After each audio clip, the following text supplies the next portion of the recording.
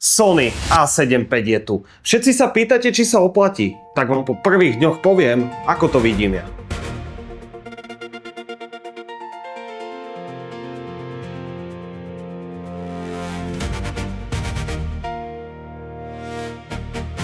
Ahojte, dnes sa pozrieme na novú Sony A7 V. Novú generáciu tejto obľúbenej série. Mám ju už pár dní v rukách, tak vám poviem, čo ma potešilo, čo ma prekvapilo a aj čo ma trochu sklamalo. Nepôjdeme do suchých čísel, skôr vám poviem, ako sa s ňou reálne pracuje. Telo a dizajn. Keď ju prvýkrát chytíte do ruky, vyzerá skoro identicky ako Sony A7 IV. Sony nezmenilo dizajn dramaticky, ale drobné zmeny tu sú. A čo je nové? Displej je teraz 3,2 palcový s 2,1 miliónami bodov a má štvorosový pohyb. Dá sa vyklopiť aj otočiť, takže funguje pre vlogerov aj pre klasické fotenie od pása. Má hneď dva USB-C porty, jeden na nabíjanie, druhý na prenos dát. Môžete streamovať, zároveň napájať kameru. Má veľké HDMI typu A, konečne poriadny konektor, nie mikro HDMI, ktoré sa láme pri každom pohybe. 3,5 mm výstup a vstup pre mikrofón a slúchadlá. Zvuk uzavierky si viete nastaviť v 7 úrovniach. Od úplne tichého po klasické cvaknutie. Ale čo sa mi nepáči, vyklapacie dvierka na porty. Prídu mi strašne nepraktické. Keď máte pripojené káble, tie dvierka len zavadzajú a bojíte sa, že ich odlomíte. Pamäťové karty. Máme tu dva sloty. Jeden je hybridný, CF Express Type A alebo SD. Druhý je čisto SD. Áno, pamäťová karta sa stále vkladá naopak. Ak ste mali A7 III, viete, o čom hovorím. Mne osobne to nevadí, som na to zvyknutý, ale počítajte s tým. Kamera má dvojkomorové pasívne chladenie bez ventilátora. Bohužiaľ, toto som zatiaľ nevedel otestovať. Ale Sony uvádza, že dokáže nahrávať 60 minút pri 40 stupňoch Celzia. Čo sa mi veľmi páči je zatváranie senzora. Keď vypnete kameru, dokážete si nastaviť automatickú uzavierku, aby sa vám tam nedostal prach. Je to super pri práci v teréne. A teraz prejdeme na to zaujímavejšie. Nový senzor a autofokus. Srdcom tejto kamery je nový 33 megapixelový čiastočne vrstvený senzor. A čo to znamená v praxi?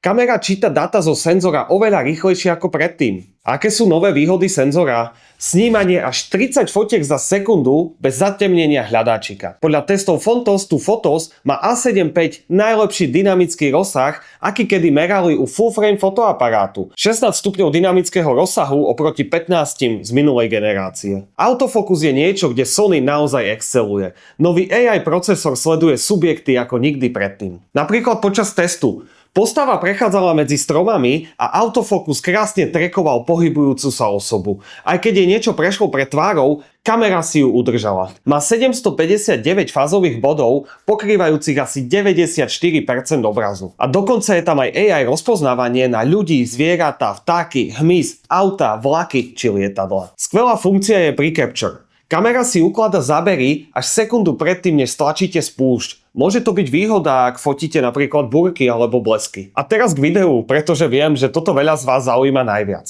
Rolling shutter. Konečne vyriešený. Ak ste mali staršiu Sony, viete, čo je rolling shutter. Ten divný gumený efekt, keď sa rýchlo otáčate s kamerou. Nový senzor má približne 10 milisekundovú rýchlosť čítania. Podobnú ako profesionálne kamery a rozdiel je obrovský. Ďalšia výhoda je 4K bez kropu. Starší model mal nepríjemný problém. Keď ste chceli plynulejšie 60 snímok za sekundu, kamera vám orezala obraz. Alebo tzv. Kropla záber. A zrazu ste videli menej.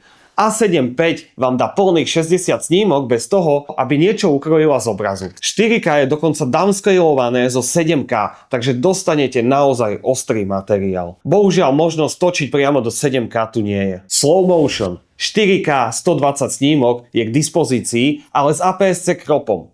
Čiže 1,5 krát približenie. Full HD ide až do 240 snímok za sekundu. Autofokus pri videu je niečo, s čím Sony naozaj vyniká. A A7 V nie je výnimkou. Nový procesor je obrovské zlepšenie oproti staršiemu modelu. Zriedka je potrebné upravovať nastavenia. Proste to funguje. Stabilizácia je lepšia, teraz až 7,5 stupňa v strede obrazu. Handheld záber je plynulejší. Menej mikrochvenia, ale pozor. Samotné IBIS bez digitálnej asistencie nie je dokonalé. Active Mode pomáha. Dynamic Active Mode ešte viac. ale za cenu kropu. Čo oceníte pri natáčaní je určite S-Log 3 a S-Cinetone. Máte väčšiu flexibilitu pri color gradingu. Možnosť si nahrať priamo do kamery vlastné ľudky. Ako som už spomínal, AI tracking sleduje ľudí, zvieratá, hmyz. Veľká výhoda Lovelightu, druhé základné ISO je 8000 s minimálnym šumom. Takže ak budete natáčať niečo v horších svetelných podmienkach, lepšie si dať ISO 8000 ako napríklad 6400, bude tam menší šum a radšej si to trošku priclonte. Menu je klasické Sony. Ak ste používali A7R5 alebo novšie modely, budete ako doma. Dá sa samozrejme prispôsobiť, uložiť si vlastné nastavenia. Ak prechádzate zo Sony A7 III, pozor na jednu dôležitú vec.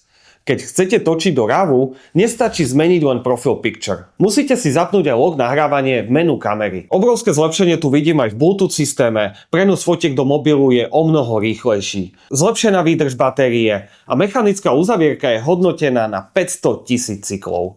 Softverová podpora. Dôležitá vec, ktorá vás môže ešte v tejto chvíli potrápiť. Lightroom zatiaľ nepodporuje RAW súbory z A7 V.